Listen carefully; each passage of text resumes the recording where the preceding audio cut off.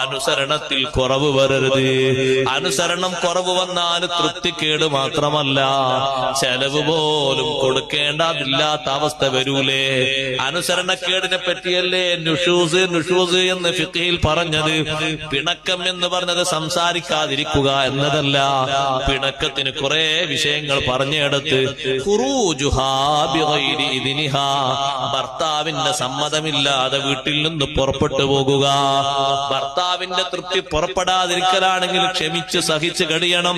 നബി സല്ലല്ലാഹു അലൈഹി വസല്ലം തങ്ങളുടെ കാലത്ത് വീട്ടിൽ നിന്ന് പുറത്തിറങ്ങുമ്പോ മുകളിൽ താമസിക്കുന്ന ഭാര്യയോട് താഴെ താമസിക്കുന്നു ബാപ്പയും ഉമ്മയും. ആരുടെ ബാപ്പ ആരുടെ ഉമ്മ? ഈ ഭാര്യയുടെ ഉമ്മയും ബാപ്പയും താഴെയുണ്ട്. മുകളിലെ തട്ടിൽ താമസിക്കുന്നു മരുമകനും മകളും.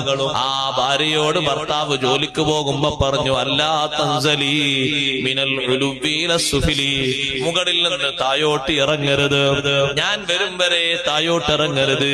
സ്വന്തം ബാപ്പ രോഗബാധിതനായി, ഖിദ്മത്തെടുക്കാൻ പലരും ഉണ്ട്. ഹബീബ് സല്ലല്ലാഹു അലൈഹി വസല്ലം തങ്ങളുള്ള കാലമാണ്. ഈ പെണ്ണൊരാളെ പറഞ്ഞയച്ചു, ഭർത്താവ് പോകുമ്പോ മേലെന്ന് താഴോട്ട് ഇറങ്ങരുത് എന്ന് പറഞ്ഞിട്ടുണ്ട്. ഞാനും എന്റെ ഭർത്താവും ബാപ്പയുമായിട്ടൊരു പിണക്കവുമില്ല, ഇങ്ങനൊരു നിർദ്ദേശം എനിക്ക് തന്നിട്ടുണ്ട്. ഇന്നത്തെ പോലെ ബന്ധപ്പെടാനുള്ള സൗകര്യമൊന്നുമില്ലല്ലോ, ജോലിക്ക് പോയതല്ലേ, കുറെ ദിവസം കഴിഞ്ഞ് തിരിച്ചു വരും. പക്ഷേ ഉപ്പ രോഗബാധിതനായിട്ടുണ്ടൊന്ന് കാണാൻ ഇറങ്ങട്ടെ. അല്ലാഹുവിന്റെ ഹബീബിന്റെ മറുപടി, അത്തിയുഈ സൗജകി, നിന്റെ ഭർത്താവിന് നീ അനുസരിച്ചോ. ബാപ്പാനോട് വെറുപ്പുണ്ടായിട്ടല്ല, ഉമ്മാനോട് വെറുപ്പുണ്ടായിട്ടല്ല, അവരെ നോക്കരുത് എന്ന് കൽപ്പിക്കാനുമല്ല, നന്നായി ഭർത്താവിനെ അനുസരിക്കാൻ വേണ്ടി പറഞ്ഞതാണ്. അപ്പൊ എത്ര ക്ഷമ വേണം, എത്ര ക്ഷമയിൽ അനുസരിക്കണം. കുറച്ചു ദിവസം കഴിഞ്ഞപ്പോൾ ബാപ്പ മരണപ്പെട്ടു. ബാപ്പാന്റെ മുഖത്തേക്ക് അവസാനത്തൊരു നോക്കാൻ ആർക്കാണ് താല്പര്യമില്ലാതിരിക്കുക.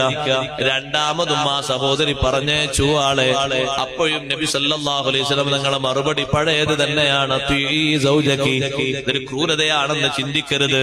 അനുസരണത്തിന്റെ പാരമ്യതയാണ് ഈ പറയുന്നത്. നല്ല സ്വബറോട് അനുസരിക്കാൻ കഴിയണം. ഭർത്താവിനെ അനുസരിച്ചോ സന്തോഷമുണ്ട്. ആ ബാപ്പയെ കൊണ്ടുപോയി മറവ് ചെയ്തിട്ട് നബി സല്ലല്ലാഹു അലൈഹി വസല്ലം തങ്ങൾ ഒരു സ്വഹാബിയെ